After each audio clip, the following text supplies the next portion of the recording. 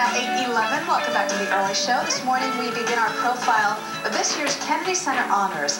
And why not start with the boss? That's right, the one and only Bruce Springsteen recently sat down with our Julie Chen. He's not only been the voice of a generation, but also the nation. Screen door slams. Bruce Springsteen has been setting the tone of the rock and roll landscape for close to 4 decades. One of the reasons why this Jersey boy is still the boss. I was signed to Columbia Records in 1972.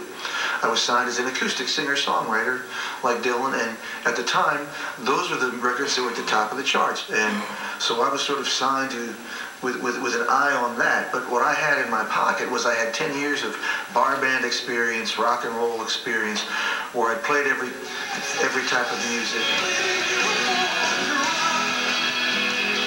Your first 2 albums were modest sellers, but then out comes Born to Run, and they're calling you the future of rock and roll. Right. What were you pushing for with Born to Run? I guess, we were pushing mainly to not get dropped from the record label, which I had a 3-record contract, and that was my 3rd record.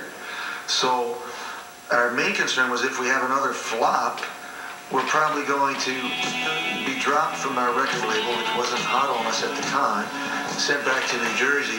We went in to make the greatest record that we'd ever heard, and to combine all our influences, all the things that I was kind of absorbing in one record, and try to make the greatest noise ever heard. 1, 2, 3, That great noise put Bruce Springsteen at the center of the rock and roll universe, landing both on the cover of Time and Newsweek in the same week. People were like, huh? Who's that? Why is this kid on, And all I remember is I called my dad and said, I'm going to be the cover of Time and Newsweek. All I said was, well, better you than another picture of the president. The hits kept coming, and in 1984, the album Born in the USA found Springsteen at the center of both the musical and political universe.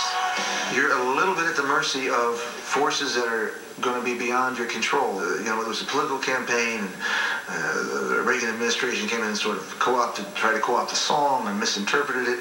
And so I was learning very quickly that you had to be aggressive and assert control of your work as best as you could.